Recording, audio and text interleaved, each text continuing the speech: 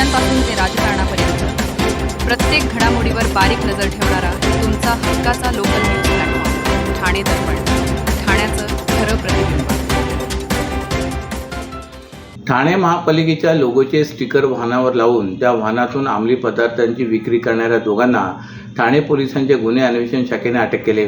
पोलिसांनी त्यांच्याकडून 31,84,80,000 रुपयांचे MD अंमली पदार्थ जप्त केले. तन्वीर अन्सारी आणि महेश देसाई अशी आरोपींची नावे आहेत.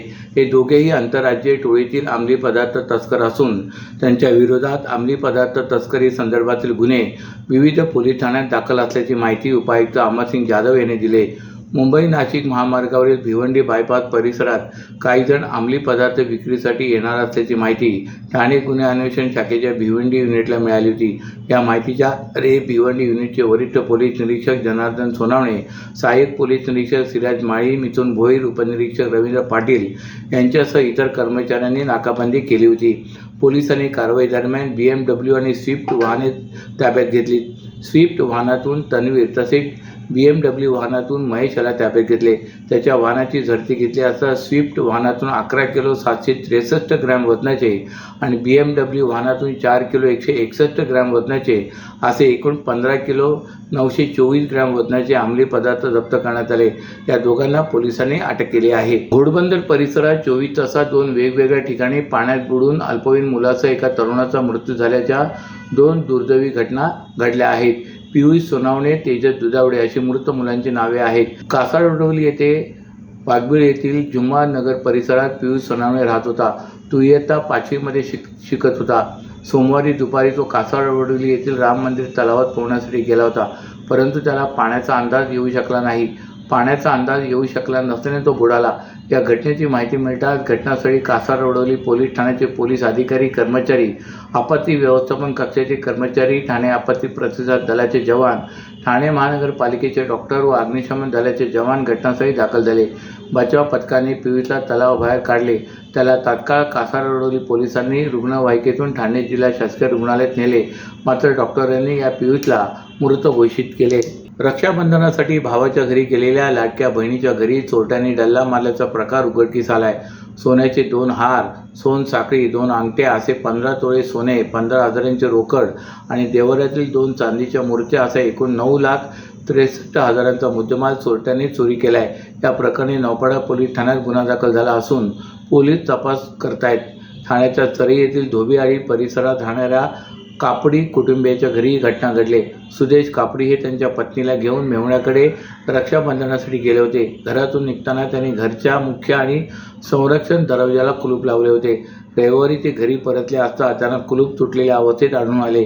त्यांनी घरात प्रवेश केला असता घरामध्ये साहित्य कपाट उघडे होते. त्यांनी कपाट पाहिले असता त्यामध्ये सोन्याचे 2 हार, सोनसाखळी, 2 अंगठ्या असे 15 तोळे सोने, 50,000 रुपये रोख रक्कम आणि देवाऱ्यातील 2 चांदीच्या मूर्त्या असा एकूण 9,63,000चा मुद्देमाल गायब असल्याचे आढळून आले. त्यांनी तातडीने नौपाडा पोलीस ठाण्यात याबाबत माहिती दिली. त्यानंतर नौपाडा पोलिसांनी घटनास्थळी येऊन तपास सुरू केला. या प्रकरणी नौपाडा पोलीस ठाण्यात भारतीय न्याय संहिता 2023चे कलम 305, 331, 331(4) प्रमाणे गुन्हा दाखल झाला आहे. या घटनेचा अधिक तपास नौपाडा पोलीस करतायत. सर्व नागरिकांना आवाहन करण्यात येत आहे की सध्या डासांमार्फत पसरणाऱ्या डेंग्यू या आजाराचा प्रसार रोखण्यासाठी प्रत्येकाने पुढील प्रमाणे कार्यवाही करावी. डेंग्यू आजार एडिस इजिप्ती हा डास चावल्याने होतो. या डासांची पैदास साचलेल्या किंवा साचवलेल्या स्वच्छ पाण्यामध्ये होते. 8 दिवसांपेक्षा जास्त दिवस पाणी उघडे व साचून राहिल्यास त्यात डास अंडी घालतात.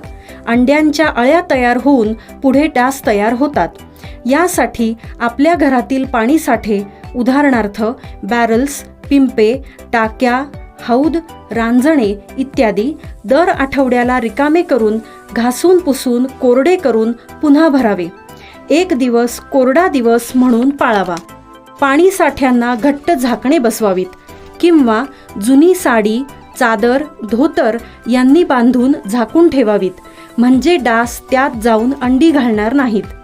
घराच्या गच्चीवर, आजूबाजूला, अंगणात कोठेही पाणी साचू देऊ नये. भंगार सामान उघड्यावर टाकू नये. उदाहरणार्थ टायर्स, प्लास्टिक सामान, कुंड्या, टाकाऊ वस्तू इत्यादी. अशा सामानात पावसाचे पाणी साठून त्यात डेंग्यूच्या डासांची पैदास होते. घरातील कूलर्स, फ्रीजच्या पाठीमागील ट्रे हे देखील वेळोवेळी कोरडे करावेत. लक्षात ठेवा, नुसत्या फवारणीने डास घनता कमी होत नाही, तर त्यासाठी डास पैदास ठिकाणे नष्ट करणे ही आपल्या सर्वांची जबाबदारी आहे. कोणताही ताप अंगावर न काढता जवळच्या शासकीय रुग्णालयात मोफत औषधोपचार घ्या. अशा प्रकारे नागरिकांनी सहकार्य केल्यास डेंग्यूचा प्रसार रोखणे सहज शक्य आहे. चिखलोली अंबरनाथ येथील दिवाणी न्यायाधीश, कनिष्ठ स्तर व न्यायदंडाधिकारी प्रथम वर्ग न्यायालयाच्या तसेच नूतन न्यायालयीन इमारतीचे उद्घाटन मुंबई उच्च न्यायालयाचे न्यायमूर्ती गिरीश कुलकर्णी यांच्या हस्ते तर उपमुख्यमंत्री तथा ठाणे जिल्ह्याचे पालकमंत्री एकनाथ शिंदे यांच्या प्रमुख उपस्थितीत संपन्न झाले. त्यावेळी ते बोलत होते. न्यायमूर्ती श्री कुलकर्णी म्हणाले की वाढत्या लोकसंख्येमुळे अंबरनाथ सारख्या ठिकाणी हे न्यायालय झाल्यामुळे न्यायदानाचे काम जलद गतीने होणार आहे. चिखलोली अंबरनाथ येथील ही न्यायालयीन इमारत आधुनिक असून येथे विविध आधुनिक सुविधा उपलब्ध आहेत. याकरिता इमारतीच्या बांधकामात समाविष्ट असलेल्या सर्व यंत्रणांचे आभार. या आधुनिक इमारतीच्या माध्यमातून न्याय आपल्या दारी ही संकल्पना साकार होण्यात मदत होणार आहे. लोकांचा न्याय व्यवस्थेवर प्रचंड विश्वास आहे. लोक न्यायालयात आपल्या समस्या घेऊन येतात. न्यायालयात येणाऱ्या नागरिकांचे काम लवकरात लवकर मार्गी लागले पाहिजे. ते पुढे म्हणाले की अंबरनाथसारख्या जागरूक व गतिमान शहरातील ही वास्तू न्याय, समता आणि लोकशाही मूल्याचे प्रतिबिंब ठरेल अशी मला अपेक्षा आहे.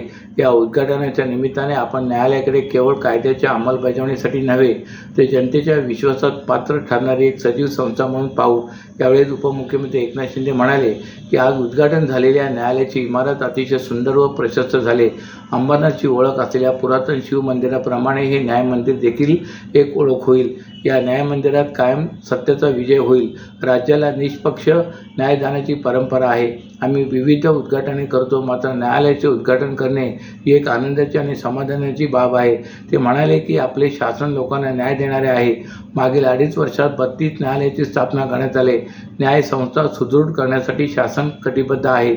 सामान्य नागरिकांना चांगल्या वातावरणात न्याय मिळेल, त्याचप्रमाणे न्याय व्यवस्थेच्या सर्व गरजा पूर्ण करण्याचे काम शासन करेल, जेणेकरून नागरिकांना न्याय मिळण्यास मदत होईल, असेही उपमुख्यमंत्री एकनाथ शिंदे म्हणाले. ठाणे महापालिका आस्थापनेवरील गट क व गट ड मधील रिक्त पदे सरळ सेवा प्रवेशाने भरण्याचा निर्णय प्रशासनाने घेतला आहे. प्रशासकीय सेवा, लेखा सेवा, तांत्रिक सेवा, अग्निशमन सेवा, शिक्षण सेवा, सार्वजनिक आरोग्य सेवा, वैद्यकीय सेवा, निमवैद्यकीय सेवा आदी सेवांमधील एकूण 1773 पदे भरली जाणार आहेत. मंगळवारपासून म्हणजे आजपासून 2 सप्टेंबर या कालावधीत उमेदवारांना ऑनलाईन अर्जाद्वारे अर्ज करता येणार आहेत. ठाणे महापालिकेची स्थापना 1982 मध्ये झाली असून ही ब वर्ग महापालिका आहे. ठाणे महापालिकेत शिक्षण मंडळासह 9088 तर परिवहन सेवेत 2600 कर्मचारी आहेत. तसेच 2500 कंत्राटी कामगार आहेत. 2011च्या जनगणनेनुसार ठाणे महापालिकेची लोकसंख्या 18,41,000 इतकी आहे. ही लोकसंख्या आता 26 लाखांच्या पुढे गेल्या काही वर्षात पालिका क्षेत्राचे विस्तारीकरण झालं आहे.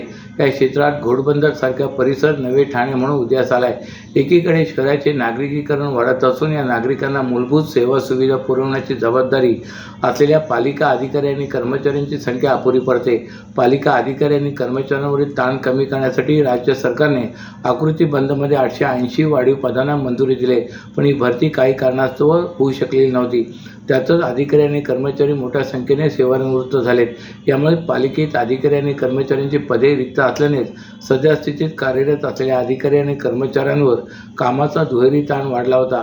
दरम्यान ठाणे महापालिकेने आता रिक्त पदांकरिता भरती प्रक्रिया राबवण्याचा निर्णय घेतला असून सार्वजनिक बांधकाम, अग्निशमन आणि आरोग्य विभागात एकूण 1773 रिक्त पदे भरण्यात येणार आहेत. अशाच नव्या आणि ताज्या बातम्यांसाठी ठाणे दर्पणच्या पेजला लाईक करा आणि फॉलो करायला विसरू नका.